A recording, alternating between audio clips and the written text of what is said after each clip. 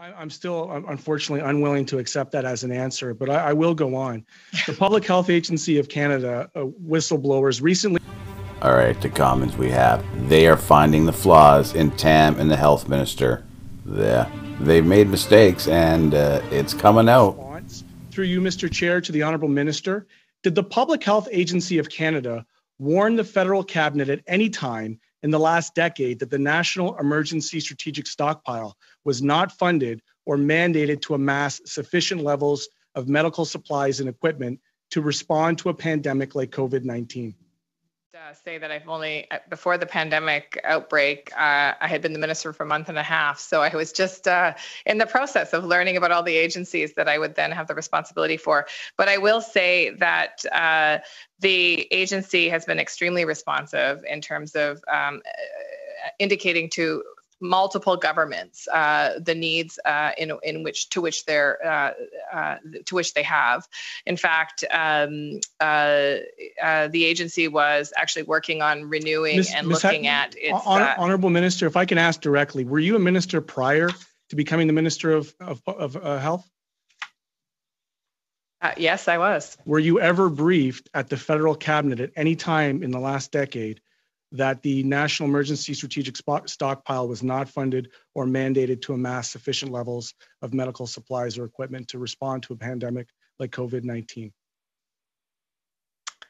Well, I can't speak to the 5 years prior to our government, where, in fact, under the Harper Conservatives, the agencies experienced significant cuts. But I can tell you that during the 5 years that we were in government, in fact, we increased funding to Public Health Agency of Canada.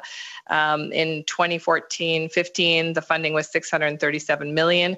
We increased that funding by 6%. In 2018-19, PHAC's funding was $675.4 million. I say this because that's actually the nature of how these conversations happen at the cabinet. It is rare that a minister would come forward with a specific request about a specific item line, but rather submit those budget proposals to, as you know, the finance minister. Sure.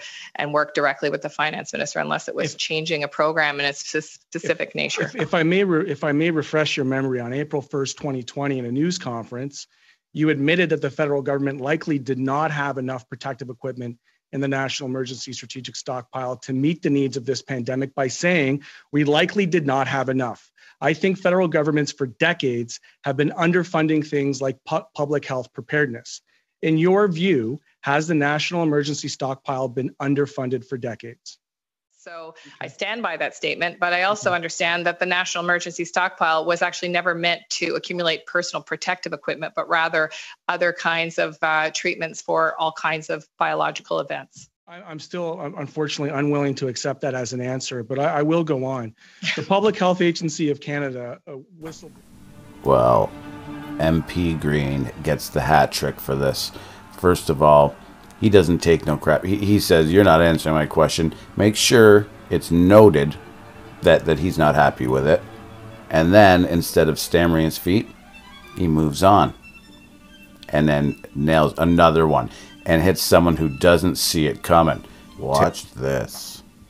Agency of Canada, whistleblowers recently informed the Globe and Mail that PHAC did not have a target for the levels of personal protective equipment that it should maintain in the emergency stockpile. It didn't know the levels that the provinces and territory stockpile had, and it did not advise other levels of government about how much should be stockpiled. Dr. Tam, as the Chief Public Health Officer, were you aware of this situation prior to the COVID-19? And if not, why not? Well, Dr. Tam did not expect that question. She takes a long time. Look, he's like, what are you going to reply? Did this work? Did I do something wrong? No, she's just stalling or something. In terms of personal protective equipment, that wasn't the main focus of the stockpile. It was to look at some very unique countermeasures like smallpox vaccines and other anthrax and other aspects. So in the pandemic preparedness construct, the provinces and territories also have their own stockpiles, and that they have their own personal protective equipment because they use that all the time. There was definitely a small amount. It wasn't a lot, that can potentially help in a very specific situation. But that was not the main focus of NESS. And I'm sure that we'll learn lessons, and I think people can decide what should be in the NESS going forwards. So, Dr. Tam, when I asked Ms. Thornton to provide this committee with the current state of the NESS stockpile, given the news reports of the closure of the Regina warehouse and the discarding of millions of critical PPEs leading into COVID, she responded that she didn't have the critical information available, despite having previously asserted in her testimony before this committee that her department had sound logical systems in place. For that information gap worries me. So as Canada's medical health officer, are you aware of how many PPEs had been discarded in the shutdown of the 3 of our previous 11 emergency stockpile locations? Unfortunately, Dr. Tam, we're completely out of time, but I would ask, as I have with other witnesses, if you could provide a very fulsome answer to Mr. Green's questions in writing as soon as possible directly to our clerk. And with that, we will now go. I don't know about you, but I think that reply is going to take a long, long time. Yeah. Leave your comments down below. Especially, do you think she's going to do it? And if she does write it, we'll read it out to you. Like, subscribe, comment, share. And always, have a good day.